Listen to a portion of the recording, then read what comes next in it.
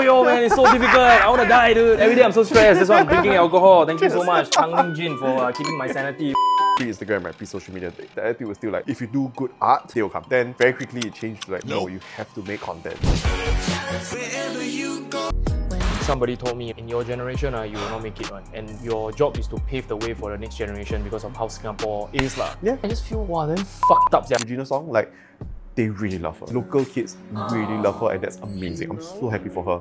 I wish it was me. Recalling like my first encounter with you, right? So this is like 100% a compliment, right? Yeah. Do you know that you sound fucking similar to Sam Smith? I am aware. Like thank you. That's a great compliment. So, yeah. How has that affected you? Because it's like, how do you want to stand out, right? Yeah. Because I know there's also another female singer that in Singapore that sounds very similar to Rihanna. Yeah. I get it. I think whatever I can get. Like, when someone told me, you sound just like Sam Smith, I'm like, oh, okay. Let's go, cover the road. And I didn't really know who he was back then. This was like 2013. He was just coming out with the first songs, like the first, I think, In the Lonely Hour, the album. Then Stay With Me came out, and I was like, okay, I get it. Yeah, I get it. I think we have a similar technique because of like, I think he's also like a tenor, but I'm actually more of a baritone that I sing higher with falsetto. So that's quite similar. I was like, yeah, sure, I'll just lean into it. And then came up with a couple songs that are quite similar, but I exactly like you said, I didn't want to copy. I wanted to do my own thing.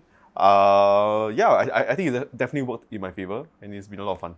Yeah, and I think you didn't go like super famous, right? Nope. But you didn't milk it so much that when you get famous, a lot of people will attack you in the comments, right? Yeah. And then they will like start tearing you apart. But I don't think it reached that level, you know. You very soon you switch style to be different. Yeah, and I think I just wanted to make music that was fun for me, and I never really broke through to like fame or household name. I think I just had a bit of success, and then took into different paths. So still working on it. Hopefully one day, like virality. Let's see. Still writing, and yeah. Literally the name of this company. I know. So I was like, have to like play it. So, I don't know. The longer I do music, right, I've already been doing it for like 15, 16 years. I think very long for you as well. About there as well. So I'm 35 this year. Same. Yeah, we're same age, right? Shit. 1990, right? So I think started, I guess, uni kind of. Like, so I was 19, about there, so 16 years. Yeah, uni? about there. Oh, I started poly year Yeah. 2. That means it's longer. Yeah. Maybe longer. I can't even remember. Yeah. But yeah, the more I do it, right, the more I realize that the music matters less in the equation. Do you agree? It's everything. Like, it's everything. Like, It's everything, right? Like, when I first started, it was like the end of the CD era and moving to iTunes already. And then there were still two camps, right? So and I started singing at bars like Timber, Walla Walla, that kind of stuff. Yeah. That was my first thing. And then the attitude back then was still like, just pre-Instagram, right? Pre-social media. The attitude was still like, if you do good art, they will come. Yeah. If you make good music, everyone will follow you. Everyone will listen to you. Then very quickly it changed to like, no, you have to make content. You have to be a creator. Yeah. And then that's like, now it's just the epitome of that. No TikTok, no live, views. bro. Yeah, exactly. Is it more now than ever? Of course. Because that was actually quite long ago, the Exactly. content switch, right? Exactly. Yeah. Yeah, I think it was Instagram, then like I don't know, like when I first started, it was like radio was the tastemaker, and then Spotify and iTunes became like iTunes, then Spotify. Now it feels like TikTok is not it feels, it is. TikTok is number one. Like that's where you discover music now. Right. Yeah, previously you would discover music on Spotify, but now it's just TikTok. Recently, as I am like looking at music more like a business, right? Because I'm so sick and tired of like just doing local shows really. I want to like go to the next level, right? And I realize like it's not about how much can I do as one person. Yeah. So after doing 100 over of this podcast, right, I start to, whenever I like a song, I will go to the Spotify credits and I see fucking like 15 people one song. Like, what the fuck? Rihanna, 15 people. Yeah, it's very common now. So it's really a whole entire team Yeah. of like 4 producers, 7 songwriters, kind of, you know. And then I don't even know how do we even split the masters rights or 5%. Yeah, then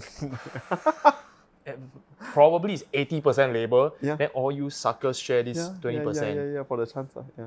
Yeah, and I think nowadays, would you say that music is not even for making money? It's just purely exposure. Yeah, I think so, because now like the revenues from streaming are so low. Sorry.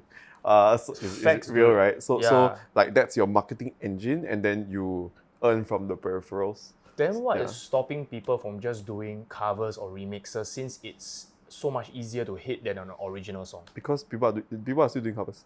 Oh yeah, right, They still right. are. TikTok Like, covers. there are still TikTok accounts, a lot of them that just do covers only, and that works for them. Just last week I was talking to Cold Cut Duo. Yeah. You know right? I know them, Yeah. They are like all in, man. 3 TikTok covers, and it's Yeah. like well produced video Yeah, editing. Got a yeah. producer. Like, what the hell? Yeah, I mean, I used to do that as well, right? Like, maybe 10 years ago when it was still kind of trendy. Hugo Schneider. Yeah, era. the kind of, yeah, exactly. So like, I still try to do like, well-produced cover. I had no money at all, so I had to like ask and I couldn't produce. So I asked my friend, can you help me produce for small amount? There like tokens everywhere. It was tough. It's a lot of fun. But I agree with you. Ultimately, like I think covers are fun, but ultimately you are not. It's for the love of the art or the love of the song, which is absolutely fine. But perhaps it's not the best strategy to push your own career. Yeah. Push your own career. Yeah, like if you want to make your own career, just push your own song. Oh. Yeah. Most of the time. Yeah. Yeah. But since it's more of like for a marketing engine after all, right? Yep. Yeah. But why people still kind of use originals to, I don't know. To market. Yeah. Rather than just cover. Because if I just do covers, right, no one's going to care about my originals. And I've had that. Or nobody will come and see your live show, which is the main money maker. Maybe. Yeah. You're not the, it's not your thing. Covers are beautiful. I love singing covers. I love it. But it would not help me further my career much. Like even if I do go viral for a cover or soft viral, whatever, like get traction for a cover, 99% it won't translate to listeners on my Spotify or whatever platform I'm using. Yeah. So basically, I think what a few other artists have done, which I think really works, is I think Yao has done a great job. Sherman, Liao, Shaza, I think just doing their own content. Shaza is own funny music. as hell, man. Yeah, she's great. Just do your own content. Just do your own music. Push that. And I think like for the other stuff I'm working on, like I'll just work on that. Just 100 TikToks on my own song. Yeah. 100 TikToks. I mean, that's the goal. It's ambitious given my time schedule, but I'll try. Yeah. That's it's like quantity is so much more important than quality nowadays, right? I think that I would argue that quality always mattered, but now it's like then there's a period maybe 2020 TikTok where you can just get away with posting every day, whether it's garbage, it's fine. But now again, it's over time all platforms get saturated and the best content wins out. So it has to be everything. Wow. Yeah, it has to be everything. Like you have to have content quality every day. Like there's so many fantastic creators where I look at and the quality of what they do for music or other stuff, I'm like, those wow. Zack King like, crazy motherfuckers. Zack King is ridiculous. How can he pump so quickly? Yeah, just find a way. Just grind, and then find like everything's in house. Whether he edits himself or he has a team already. Yeah, I think Zack King is out this bowl. Does this put pressure on a singer to be a producer as well? Oh, everything. You have to do everything. Do you produce your own music now? I do not. No, not really. I can make like pretty decent demos. When I do covers, I'll produce that myself. Then the producer can finish the rest. Correct. So his covers is just me because I don't want to have to pay for covers because I just don't have the kind of money. Like I used to do that. Like pay someone to do everything, and I feel like it's not sustainable unless you're very rich, which I'm not. And now it's like about volume, right? Correct. Correct. So it's like before you make it, you broke first. Yeah, exactly. I mean, like I agree. You got to invest in yourself and your art and your brand, but yeah, learning to produce is the best thing. Yeah. But it's super time consuming. As a DJ, right, your main thing is producing, right? That's really what you need to do, right? Yeah. But then the thing is like, I don't really see like the major benefits over like, I think you just need to have one skill, right? And then the rest you can like kind of, what you call that, like delegate. Yeah. So I used to just delegate everything. I say I'll be the singer / business mind, but it doesn't work unless you have a lot of money. Yeah. So it's like, wow, so I tried to get. And then at the end of the day, like if as an artist, if it's my art, I should be the forerunner for that. So I really appreciate like other artists here that do it, like BRB, they do everything themselves, which is freaking awesome. Like they produce, crazy, they write, they do everything themselves. Everything, yeah. I like that a lot. But it's 3 people lah. Yeah, exactly. One, For me, it's like one, then one house, yeah. It's quite shag, but there are people who do it. Like Ranga Jones, maybe he does everything. Yeah, Yao, he does everything. Yeah. Ranga Jones is with Jason Gyal. Yes. I mean, Jason Gyalchen Yes. is the one of the brainchild behind Yes. it. But I think Ranga, he does all his own production and then master with Jason. So the fact is that he does 90% of the work himself, which is crazy. Yeah. plus you do marketing, plus you do content. Yeah. Yeah, that's yeah. Welcome to our life, man. Everybody think content creation them shook, right? Fuck all yo, man. It's so difficult. I wanna die, dude. Every day I'm so stressed. That's why I'm drinking alcohol. Thank you so much, Tang Ling Jin, for keeping my sanity. What the hell? It's rough, but hey. Yeah. Another thing, right, that I start to face more and more, right, is that as I am trying to get more and more serious in my production, go for tours and all that kind of shit, right? Everybody is telling me that I have to have a sound. Like, you have to have a sound, you need to have this particular one thing that people know you about, then you can get signed, then people can come and watch you for it. But for a singer, do you all have such a thing? Yeah, of course. But I don't know, I feel like if you look at Kalani or Sam Smith or whatever, they can sing on some EDM record, then they go pop, set, they can do so many things, you know. It's best if, especially in today's day and age, I think like with how like the shift when music became in the box, meaning that everything can be done on the laptop, the barrier to entry to becoming an artist / creator became a lot lower. So there are a lot more artists. I saw somewhere, I think there was a Spotify article or one of those posts that said like there are like 100,000 songs being released every day or every week, which is so like the volume of releases has risen exponentially. And because of that, you have to become like you as an artist, you as a songwriter and whatever, you have to be amazing. You have to be incredible. Like, okay, couple of examples of those that came out recently.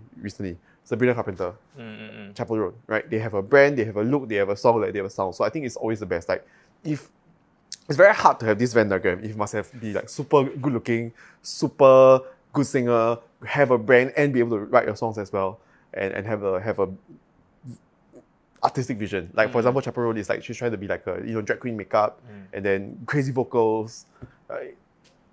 That's why it takes. So basically, a lot of people are shooting their shots every single day, right? Yeah. If you just keep to one thing and be known for that one thing, it's easier to stand out. It's easier to break through the clutter because there's so much clutter. There's like that everyone is making TikToks, everyone's making songs. Like you have to something. I don't know. I'm still figuring out what my thing is. I had some traction here and there, but there isn't that one thing.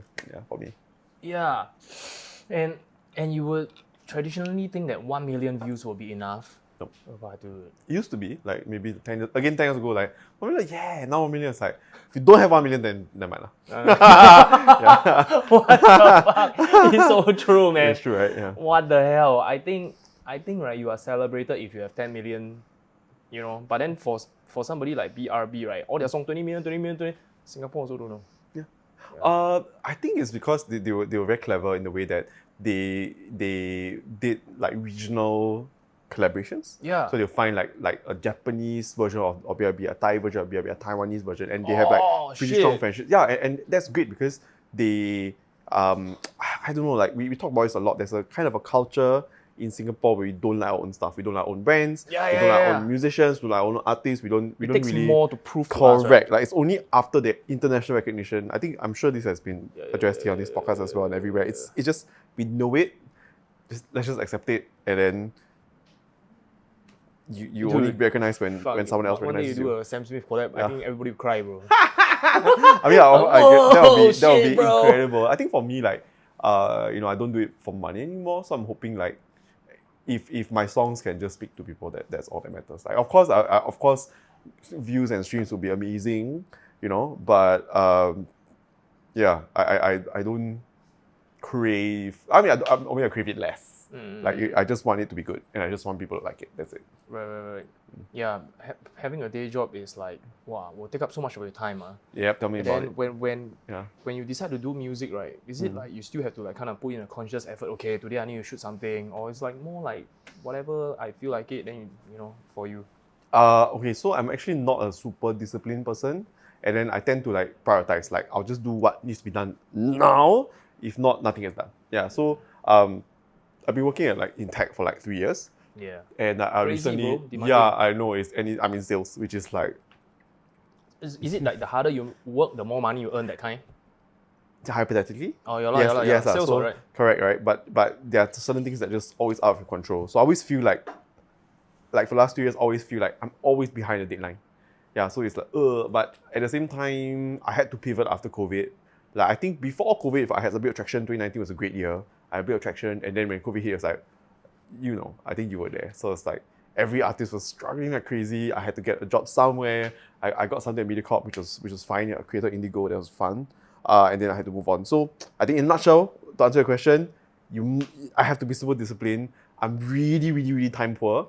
I will choose what projects I want to do, and then I'll have to allocate. Like for example, I'm working on something with a Chinese artist. I don't think I should say who, just in case. But yeah, Chinese artist. But do you who's speak amazing. Chinese? 可以啦，可是我的程度不好。Yeah. I'm actually half Chinese. The accent. My accent sucks. I can barely speak. I can order like 菜饭 and not 这个那个. I can say 鱼片,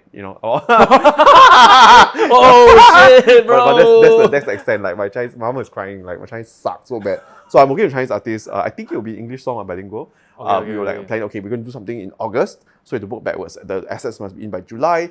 Then therefore the master must be done by June. And therefore we have to shoot the start. Like we have a demo now. That kind of thing. So I have to. Yeah, it had to. That's it. And that's how I plan everything. Like project manage everything. My whole life. Crazy. So Yeah. I don't really think you have time for content. Right? It's really just more music only.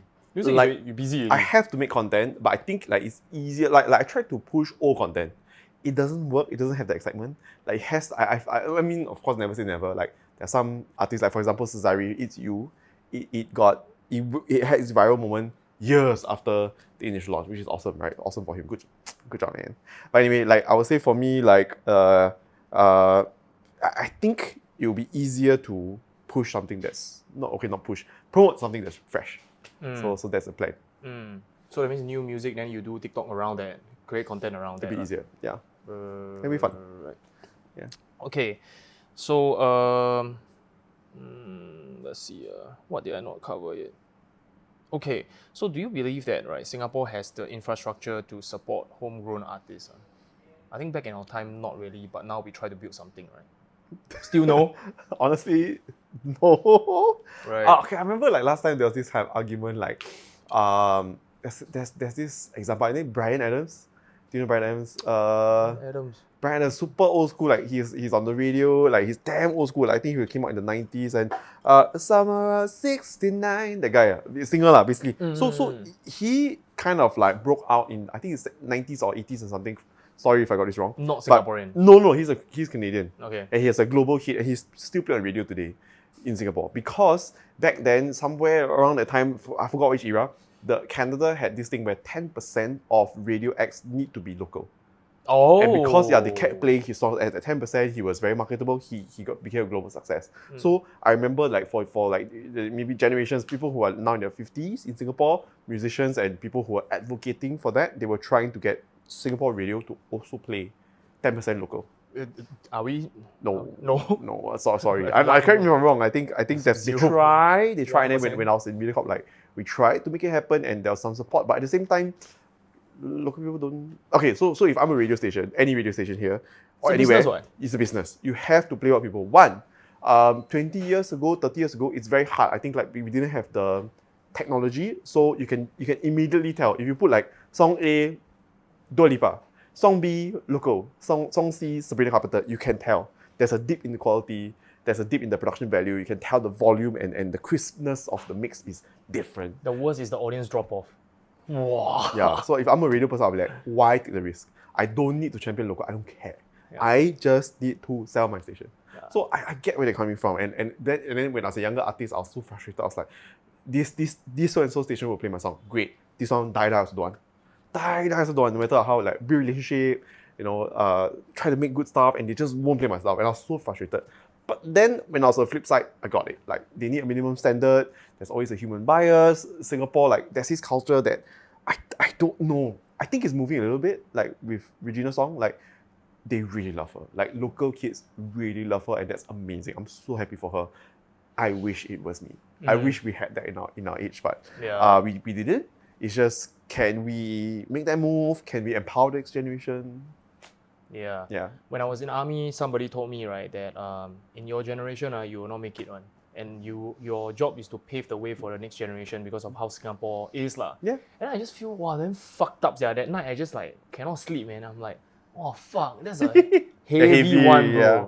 Like I work my ass off to make somebody else make it. That is crazy talk, It's fucked. It's like It's so fucked, bro. It's Yeah. so sian. It's so sian. Like when I heard that, I remember I think I was 21, and someone told me that like she was a programmer explaining, and she told like I was like my first Esplanade show. I was so excited. Back then it was like, oh, start your career, right? And then she was like, you won't make it. Yeah. But if you're lucky, you do your thing, and then maybe the next generation make it. And I was like, I was like, okay, thanks. But I was like, fuck yeah! But man. but Man. hey, like maybe she's right, and now it's a side hustle for me. I still have a lot of fun doing it. But I think for me, like I'll probably never get to live it full time. I'll never get to have the full like the way I think about it. I'm 35, right? Even if I have a viral moment, I have a song that goes freaking mega viral, 100 million streams, then what? There's no more guarantee. You just need to be consistently hot for a period of time and then make the right moves.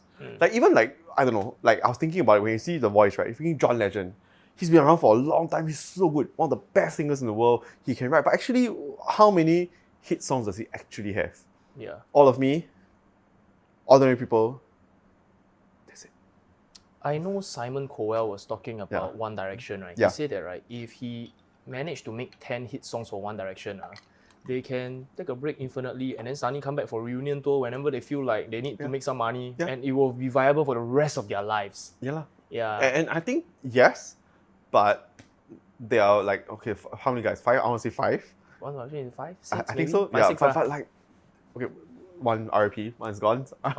Rest in peace. Sorry, yeah. No, we said, legit, right? Sorry, RIP. Rest in power. But, What?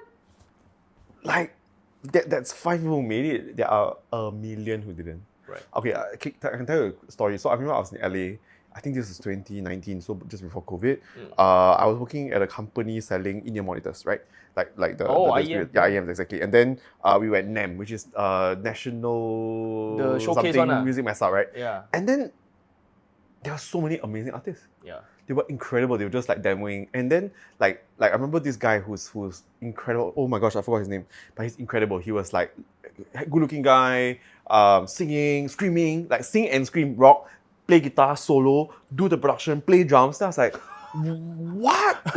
Like he can do everything. He can do every freaking thing. Like, and he play guitar. It's not like FKJ or like he can play the freaking like really Shredding. metal shred. He can sing great. Like not even good. It was great. Screaming great. Everything was great.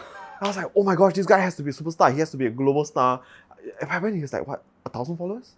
Less than 1,000 streams on each song. Then I was like, why? Yeah, so I'm saying like he had everything. He had all the ingredients. And because it's so competitive there, you have to be the best of the best of the best of the best in every aspect to have a chance. Or have a So I was team. like, I don't know if he has a team. Maybe not. But still, I was like, I was blown away. So to all the Singaporeans that hear this, right, should they be fucking depressed? Because we got NS, we got like our formal education that's preventing us from doing all this kind of thing, right? To be good at an early age. Partial yes, partial no. Like, okay, so here's my thinking, right? So I work a lot in Manila. I have to go to the Philippines a lot for work. Right. And then I used to think like, and I grew up in a kind of like a they're good singers, yeah. They're amazing. Incredible. Yeah, but okay, story for later. So basically, like, I grew up in a kind of like a middle class, maybe even slightly lower middle class family in Singapore. So always, and I went to like rich boys schools, like SJI, St. Joseph's, Catholic Junior College, NTU. It just seems, I don't know whether it's like pessimism or what, everyone just seems to be fucking loaded. Everyone's fucking rich, right? Everyone has like, their dad got money, they can, and I was like, oh, my life is so hard. I'm so poor thing, this struggling Enjoy artist, The Voice already, bro. Right? But Golden yeah, buzzer. exactly. It wasn't that bad, lah. There's always someone worse. But then when I went to Manila, I'm like, damn, I have it great. I have it so good. I'm so privileged. And so I think what I'm trying to get at is, for young artists here, right, there's never been a better time, right? Because of how prevalent social media is and how you can actually break through with TikTok, with Instagram now. Previously, you just couldn't. Now you can. Like last time, I'm sure you had this conversation before. Last time, labels control everything. Yep. Labels control the narrative, the marketing, the budget. They control everything, and you have no say. And I was never signed to a major label, even though I wanted it. But when I found out what the contracts are like, I'm like, what the fuck? I'm sure it's been discussed here, right? Something like 360 deal, 360 deal, because no more CD revenue. Streaming revenue is much lower. So how do you earn money? Earn money from everything, the influencing Merch, thing. tour. Yes, and then 80-20. So I always thought 80-20, I get 20. Damn, like huh? But okay, let's say the artist gets 20, and then there's the advance is recoupable. You know about all this, right? Yeah. So it's like advances is like they give you Yeah. for our audience that don't really 20K know. or whatever. Yeah. I thought that the they can recoup from the 80%. No, they recoup from the 20%. So you have to earn the advance back before you even earn $1. Yeah. How? Yes, How? yes, Like yes. even if you're like a mega star. I saw one of those like documentaries that even like Little Mix, I think was Little Mix. Little Mix, yeah. Yeah, they was huge, right? They were incredible. Like because some of them had really predatory contracts, they never made money. Or they made very little money. TLC also same. Yeah. Right. Which sucks. Yeah. It fucking sucks. So like there's like a new breed of like musicians slash businessmen. Like for example, I think Russ is one of them. Yeah, Russ, right? yeah, Was freaking indie killer. king, bro. It's amazing. Yeah. Frank Ocean. Frank Ocean, is it indie also? I think what happened was that he had a label, and then he had one really good album. He signed up with the label for a second album. He did like a stealth like he had to fulfill his contract with the label. He did like an okay album, and at the side he did like his magnum opus, which is it Blonde? But basically like his biggest album lah. Yeah. Then he just at the end of his contract to fulfill the contract he just did this. Then he did the album, he released whatever, and then a week later or something like that. Very soon after he released his own album, Oh. indie, and he earned all the money from that. Then Crazy. everyone's like, wow, this kind of like 4D chess. Switcheroo. 4D chess. Like, but he crazy stuff. Yeah. But I think we have to think like that, right? And because of the fact that how old we are, how long we are in the scene, we have access to all this information. I believe we can actually make it one because, okay, like last time people used to say that we cannot make it, we are paving the way for the next generation, right? But because we have been through all this shit, and then now there's TikTok, and then now there's AI, right? Yeah, I believe we can actually have a shot because we can like shorten the timeline for almost everything that's required to become a touring artist, which is the final goal, right? Yes, just Yeah. so I think like for me it's just like never give up, right? Never give up. Yeah. Find a way to do something. I think for like you're just one song / one video away. That's my thinking. That's my hope. So let's just say Yeah. you are popular already. Yeah. Okay. Let's just say you have a hit song and then one thing leads to another, you start touring, right? Will you consider like quitting your job? Oh, hell as yeah. a safety net? Oh, for sure. If the numbers make sense, I'll do it. Yeah. Yeah. Okay, what does numbers make sense mean? I have no idea. Give me example. I have no idea. Okay. Maybe like realistically, maybe like if I can get a steady 7,000 sing per month, which is actually a very very difficult thing for an artist to do. Yeah, very. Very difficult. I've never achieved that as an artist ever. Yeah. Like, even my best year, Yeah. I think my revenue was like 60K. Like profit was 60K after all my expenses. Like and there's like paying the band, production, everything. Yeah. 60K, best ever. Yeah. Yeah. 60K considered wow, fucking big. But that's the already lah. best. That was the best. And then after yeah. So if I could do that, sure, definitely. It's just that touring costs. I know other people that tour and they don't make money. Yes. It's a marketing exercise. I just saw this TikTok, right? When people said that they are touring, they're actually spending a crap load of money setting up their own stage because maybe the venue is insufficient. Then you hire maybe local band people because you cannot fly your own band people. Wow, there's so many costs, right? It's negative. Same thing. I remember like 10 years ago, I was thinking of going to. I was in I put in my name and then I was invited to Canadian Music Week. I was like, oh my gosh, this is gonna be my big break. I'm so excited. Then I went to do the numbers just to fly band over. We go like the cheapest flight. The bus in between venues, or even there's no venue. But basically, like the cost is like 15K to play like 2 small shows, 2 incidentals. Like people will just show up. Never mind lah.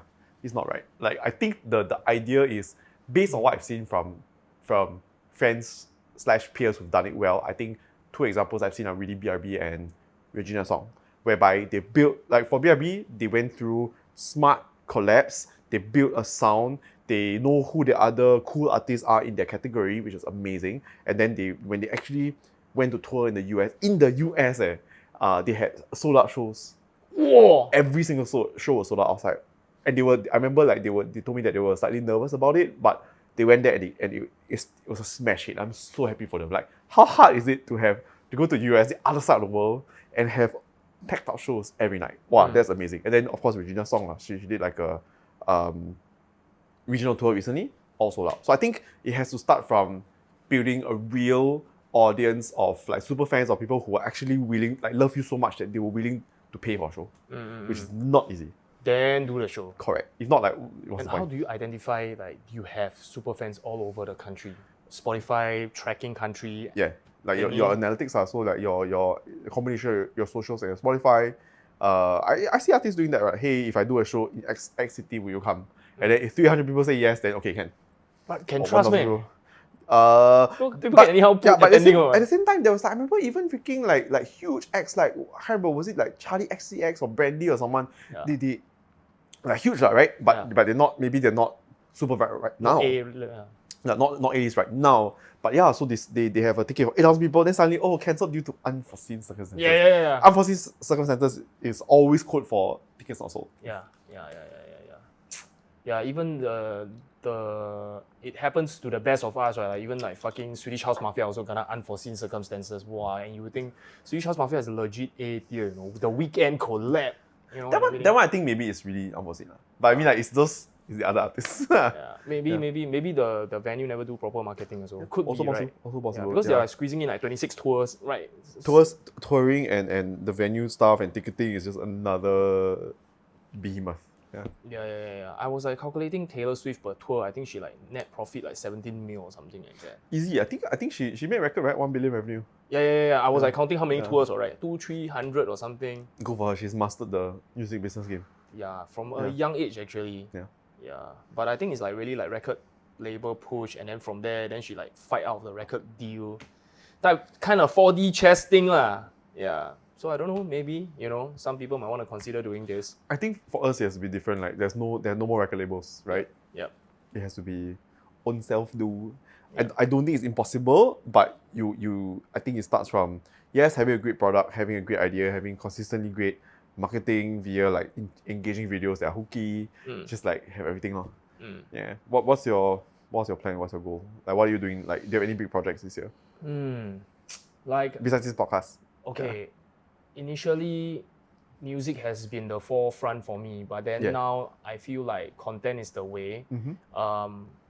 After talking to so many people, I kind of come to a conclusion that if people don't even know who you are, don't even feel like they like you, right? They wouldn't even care about what you do. I could be doing cooking videos and nobody give a damn, you know. They need to know you as a person first. And then that's why I think like probably most of the content should be about you doing your daily shit, or about you talking about your views, about how you think. And then if they align with you, then they start caring about the deeper aspects. This guy is actually a musician, the fuck, you know? Like that kind of stuff. I think the ones that I really like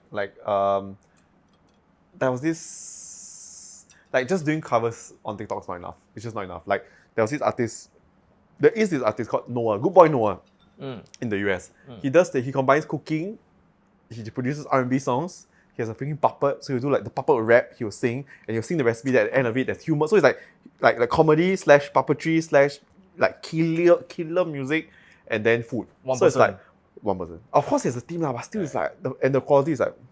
Yeah. So you know what I mean? Like last time rapping chef was enough. He rap and kind of good, but the cooking is good. Now this guy can freaking sing them well, produce. Can do ventriloquist. Everything, ventriloquist plus. I was like, what the fuck? Hey, that's the standard there. That's the standard. Like, do backflip, everything. Exactly. Yeah. That's how I was like, fuck. Like the everyone's just what I really do like about the social media games. Like everyone's pushing, and there's like a new idea. And I think like competition is extremely difficult. Like a really high bar, but at the same time, like the creativity is incredible. Yeah. So yeah, it's fun. You are literally forced to be more creative. If not, you just not get any views. Suck thumb. And do you think that burnout is real? It is real. I've been burnt out for a long time. Like I'm like a crispy. Deep fried. Like, oh man, like I think I'm the kind of person at night like, how do you manage burnout? It's no joke. Again, like I check my privilege, right? At least I have a fucking job. At least I can still make music on the side, you know. Like I remember one of my friends or colleagues was like, yeah, at least you still when you sing got money, what? At least you got royalty check, what? And I was like, okay, at least you got a fucking job, right? Fine. Like, of course I want to be like You know, of course I want to do it full time, be a musician / influencer or whatever, and do great, right? But you know, I'll just take what I can get and run with it, do my best. Yeah. I can tell you another story, which I was like, fuck it, I'll just say already. So, do you know Crash Adams? Yes, Crash Adams, I right? know the orchestrated one, everything. Those great guys. They were honestly Nathan really nice. covered a little Nathan did work with them. Here's Nathan, Shaza, the rapper Young. I am Young, like this guy. So when I knew that they were coming to Singapore, right, I was so excited. I was like, oh my gosh. And then I got a contact who was a very, very sweet person. She was like, hey, why not you just, I know that you're going to be at Bugis at this time. Can you just show up and just say hi to them? Then I was like, I'm working eh. Then it's like, no, just come, just try. Just try. So I was working, then I was like, I'll just come. Yeah, I ran down to my lunchtime. Like, lucky I had no meetings. If not, I'm screwed because I'm in sales, right? No meeting, lucky. Came down, and then I just waited. And they showed up, they were filming with the other guy, and then I was wearing like something like this, like quite a bright outfit to be noticeable. And then they're like, hey man, do you want to be in our video? Just say you can't rap. Because they will ask you, can you rap? Then no. So I was like, actually, I prepared something. Can I give it a try? They're like, oh, okay. But we are here for another guy, another person, and he's scheduled, you're not. So we book him first. If got time, then we do with you. That's okay. Can take my chance, like shoot every shot, right? So I was like, okay. Then I waited. Then Hing, right, they're like, hey Gareth, your turn. So I did it, and I knew I did a good job. Like, I wrote the song, I wrote my open verse beforehand. I knew I was going to post it, and then lucky this opportunity came. So I was like, okay, let's go. And then I filmed it, and then they'll say, hey, that's a great verse. Take the opportunity, good job. And then they even filmed me, can you sing? They was like, no, but I can. Can you rap? But no, but I can sing. So I was like, they're going to post it. I was so excited. And this was 2024 January. It never came out. Oh. Yeah, so when I saw like Nathan, Shaza, I was like, okay, my turn's coming. And especially Nathan was already huge, but for Shaza, she like came out of nowhere with this song. And I was like, I'm so happy for her. And I was hoping like, okay, my turn's coming. Like, hopefully, like after so long, I've been grinding so hard and trying so many things. Maybe this is my opportunity. And I was like, yeah, let's go. Then January, February, March, then Shaza came out, Nathan, everyone. Then April, June, July. I was like, I tried to DM them. They said, don't worry, just DM us. We will post it. And they never did. Whoa. And the DM keeps saying, they have to accept your DM. And I'm like, whoa. Oh yeah. But still nice, guys. If you ever want to post it. But maybe it's like... It's just not meant to be though. Yeah, maybe there's so many things behind the scenes, right? We also don't know. Yeah. Wow. But it was rough, man, because I was thinking like, I feel like I had so many almost like this. Yeah. So, but this was the most recent one, and I was like, yeah. It's hard not to feel like fucking sian, but and people that follow your journey knows that you have been doing like legit work, good work, right? And then you're like, why you not breaking? I've had so many almost. I've had like this is the latest one, but I've had so many. Yeah.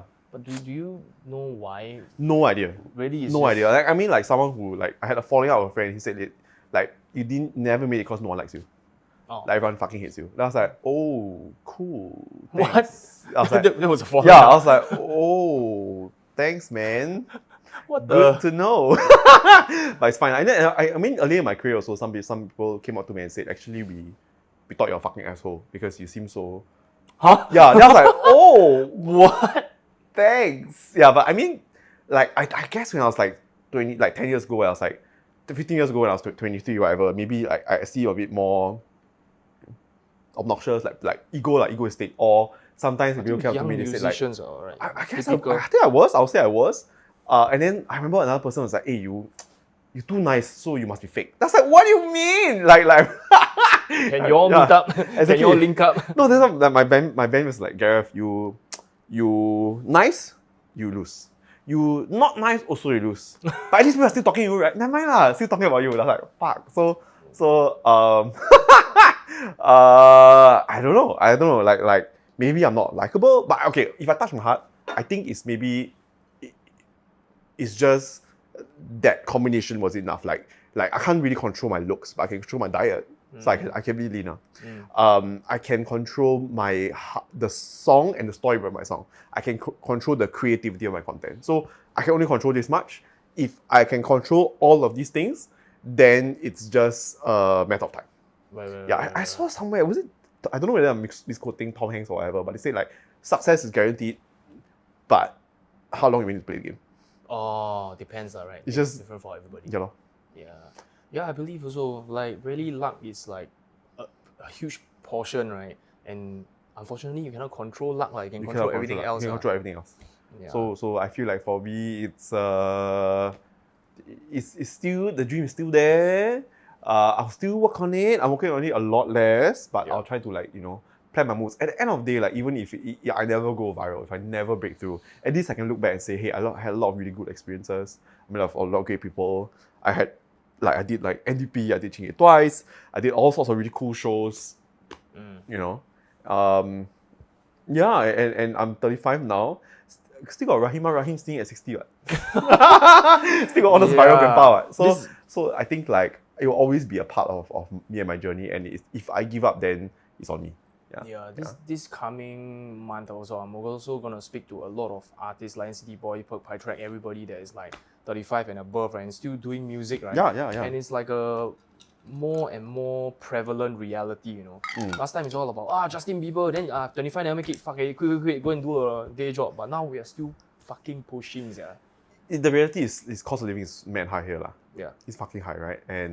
And you have to be able to pay your bills. Yeah. And then like if you are married, I'm married, no kids, but if like for example Lion City Boy like Kevin, he's married, he has kids, he has bills to pay, man. I fucking respect him. Like he has so much respect for him. It's so difficult. Exactly, So like, and the success may not be what you wanted, it may not be what you envisioned, but things change, you just gotta go with it.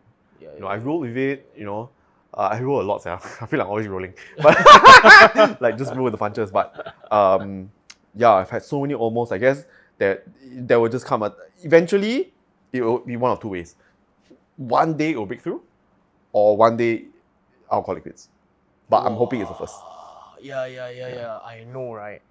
Because doing this music thing also put in a lot of effort, right? A lot of, like, I've invested so much money. I think I did like some basic math. I think I put in like, over the years easily 50K. Easily. Like in terms of production, music, like I paid so much on music videos. Last time music videos was a big deal, right? I remember I paid like 10K on music video. It did nothing, but it was fun.